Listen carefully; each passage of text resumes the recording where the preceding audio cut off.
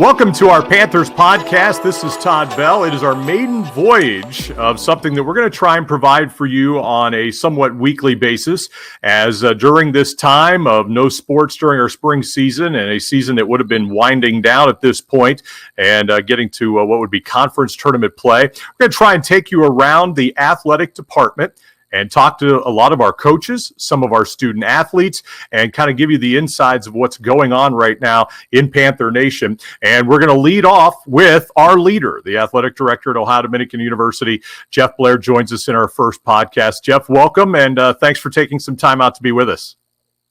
Thanks, Todd, for having me. I appreciate it, and look forward to a remote conversation with you this morning.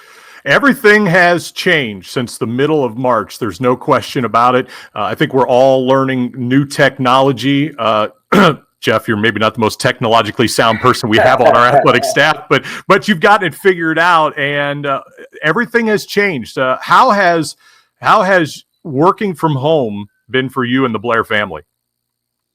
You're right, Todd. I am not the most technologically savvy, and normally I'm calling somebody in to try and help fix something. So it's been a challenge for me at home because I don't have anybody to help me fix things. But we are making it. We're getting by. It's been an interesting time in the Blair household, not only working remotely, but Lori also working from home and trying to educate a preschooler, a second grader, and a third grader all at the same time. So it's been great to be around family and have that time with family, but it's also been interesting going back and trying to do some second and third grade math and spelling and things like that. So, but we are getting by, and we are enjoying our time together as a family.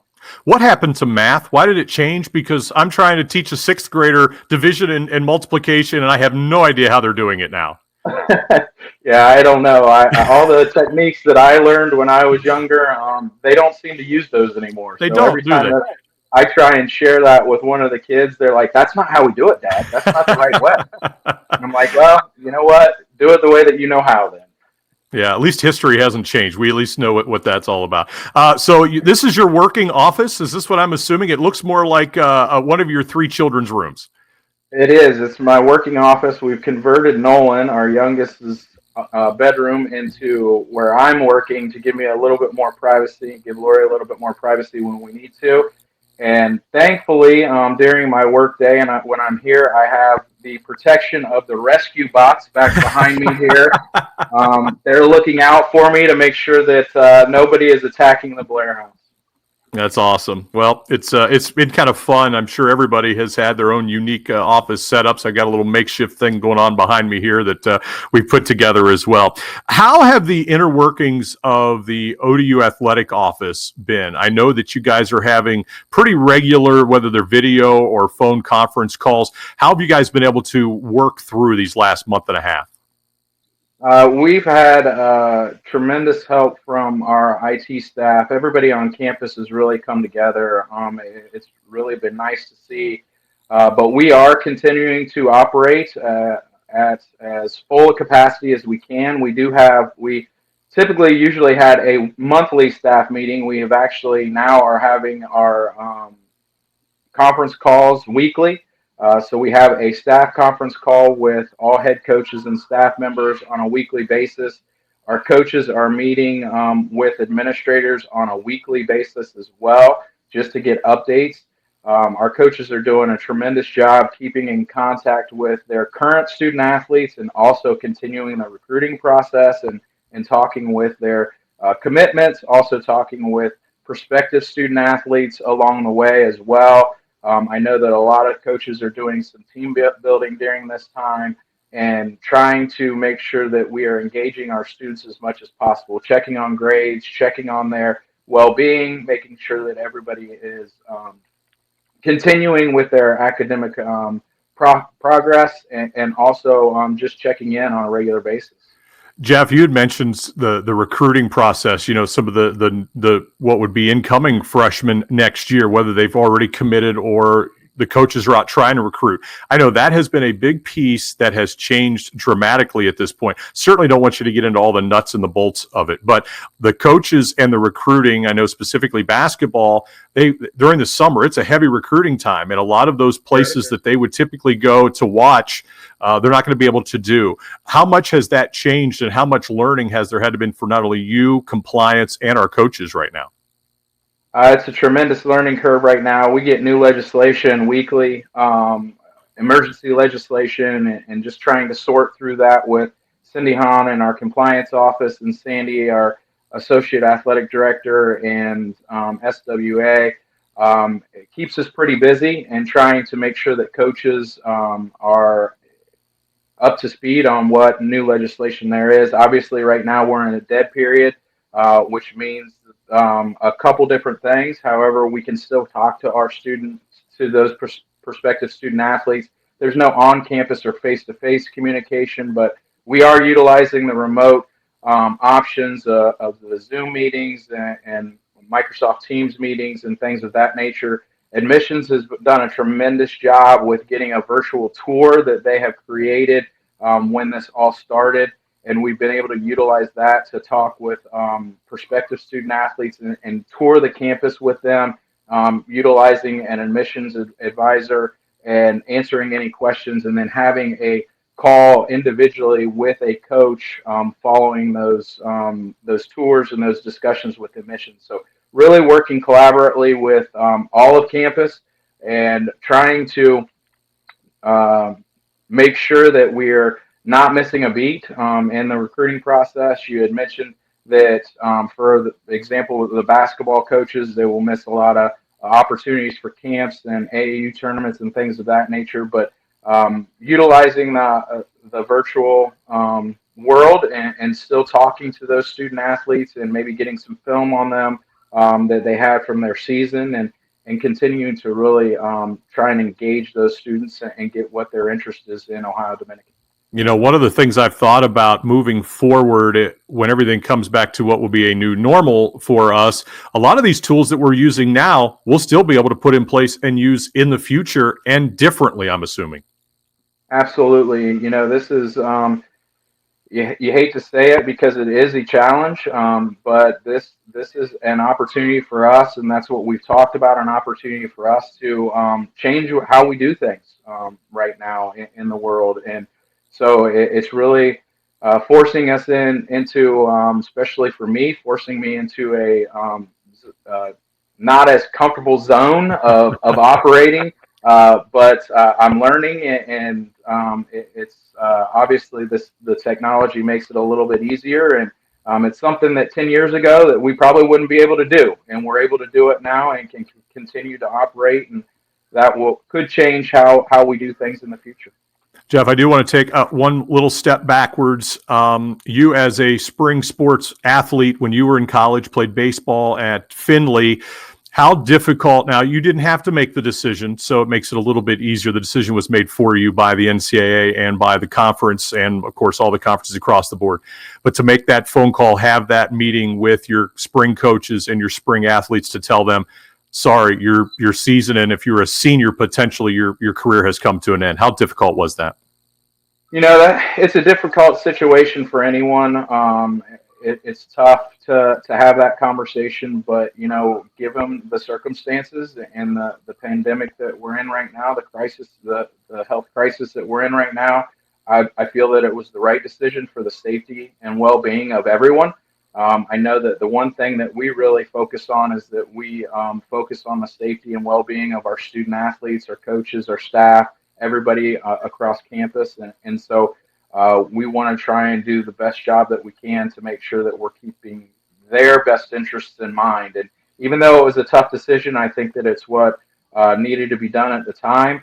And I think that the NCAA, and we've tried to make decisions based on the decision we had to make accommodations for those student athletes so it doesn't take away from their experience. Now, moving forward a little bit, again, a decision that won't necessarily be something you'll have to make. You'll be getting directive from the NCAA and then the GMAC conference. What type of behind the scenes conversations have there been about the fall? Everybody knows it's so up in the air right now. And as we are here, the beginning of May, there seems to be some promise that potentially the fall might not be disrupted. But if it is, what are the conversations, I guess, been like behind the scenes with other athletic directors, with the head of the conference, just moving forward? I imagine there's been some sort of plan A, plan B, plan C that you guys are looking at right now. Yeah, absolutely. Obviously the hope is that we come back in the fall as normal. Now, what that looks like is there's a lot of factors that are going to come into play and determine those decisions that are being made. And those decisions could be different state by state, region by region, city by city. So, it's tough to really know what's going to happen. But again, the hopes are to return as normal. And as best as we can. We are looking obviously at a lot of different contingencies like everyone else is in terms of how we come back as an institution, how we come back from an athletic department standpoint, how we come back as a conference standpoint. Those contingency plans are really kind of all over the board because we really aren't sure what decisions are going to be made, but we are having those conversations. Nothing is finalized right now. There's been some recommendations from the Conference Commissioners Association, from the Athletic Directors, the Division II Athletic Directors Association, and those recommendations will go to Management Council and Joint Council at the national level. And then once we get our directive from the national office on what to do, then we will make plans accordingly. We can assure you, I'm sorry, Todd, we can assure you that those are things that we're having conversations about, and it might look like what we were facing at the beginning of this with, especially with sports and the discussions of, do we allow fans? Do we not? Is there social distancing at events? Do we have to make sure that we test, take temperatures? All those different things that go into it, and there's a lot more logistically that we would have to consider to keep our student athletes, coaches, and staff safe. I guess it wasn't in the manual that was handed to you by the late Bill Blazer 10 years ago when you took over this athletic director's job. And so, by the way, 10 years from now, you're going to have this pandemic to worry about. Right. It was definitely not, but we're doing the best. And kind of like with the motto that we're using in the state of Ohio, we're in this together, and we're going to try and figure it out step by step and do the best job that we can to support everybody that's involved. Whether it's been your coaches, whether it's been people like myself, whether it's been your neighbors you're talking to across the street, has there been a consistent question that you are continually getting about this, or a topic that continually comes up when you start talking about the athletic department?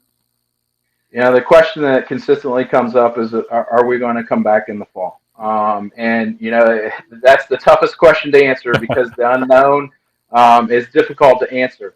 Again, like I said, our goal is to come back in the fall with as minimal disruption as possible.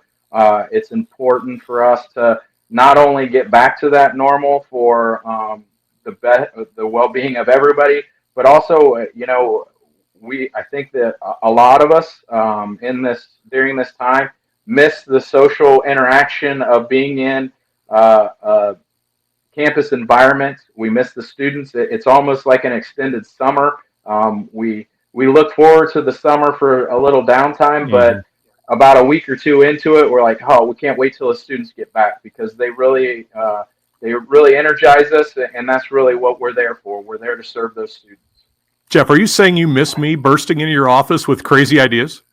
Absolutely. I miss you, Todd. I miss you every day. I don't know that that's completely true, but I appreciate it anyways. Last thing we'll talk about here, Jeff, is at the end of every school year, and something that would have taken place this week is the end of the season all sports awards, where we honor all of our seniors. We have the nominations of the male and female student athletes of the year. They're given awards. It's always a great night to have everybody kind of dress up and in what would have been the remodeled now Metesic Theater. It would have been outstanding to have it there. Is that something that we're still looking to try and put something together to honor these student athletes for what they've done in 19 and 20? Absolutely. We want to try and honor our students and our student athletes to the best of our ability. Obviously, our graduating seniors, all graduating as seniors across the country, high school, college, master's level graduates, they're missing out on a commencement, just like we're missing out on those awards nights. And we want to try and do whatever we can to celebrate those accomplishments. It's important to us to celebrate our students and our student athletes. And so we are looking at an opportunity to try and do it virtually. We are in the process of collecting information from our coaches for nominations for those awards. Tyler and the Sports Information Office are trying to put together a platform that will allow us to make this a special night for not only those individuals, but really that is really a highlight of our year, to be able to come together and celebrate those people that put up in so much time and dedication to the athletic department and their families. And so we want to try and do something like that, to be able to provide that opportunity virtually for them. We will get those nominations and select those award winners and announce those. We also, that night, we give our seniors their gift for their 4 years of completion in the athletic department, and we're looking at an opportunity to try and have a time in the fall, possibly at what we just announced as potentially a commencement during homecoming weekend, where we can potentially give those seniors that are able to return for commencement their gift as well. So we really want to try and celebrate, or have that night and celebrate those individuals and their accomplishments. Yeah, well, I know a lot of planning will go into all of that. Hopefully we are back in the fall at some sort of a normal schedule, and we can have that homecoming on Sunbury Road, as you talked about. Jeff, great to catch up with you. We'll certainly do it again here in the future. I'm really looking forward to bouncing around the athletic department, speaking with all of your coaches, getting some of the student athletes on the horn here as well, and really just trying to give us some hope some light at the end of this tunnel here that we're all going through. And I'm thankful to the leadership of yourself and Sandy Rowley and everybody in the athletic department that we'll get through this and all be back together sooner rather than later. Todd, I appreciate the time. You be safe, and great talking to you this morning. All right, stay with us for more of our Panther podcast. Go to OhioDominicanPanthers.com, and we'll hope to have these on a somewhat weekly basis, and really looking forward to this. All right, thanks to our athletic director, Jeff Blair. This is Todd Bell reminding you it's always a great day to be a Panther.